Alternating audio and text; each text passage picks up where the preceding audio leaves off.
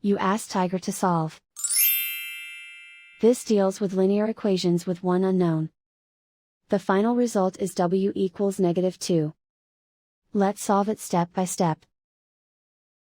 Group all constants on the right side of the equation. Subtract 20 from both sides.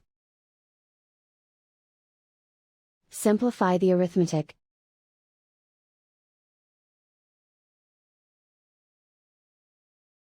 Isolate the w. Divide both sides by 8. Simplify the fraction. Find the greatest common factor of the numerator and denominator.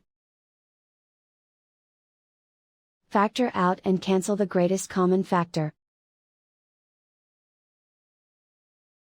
And so the final result is w equals -2.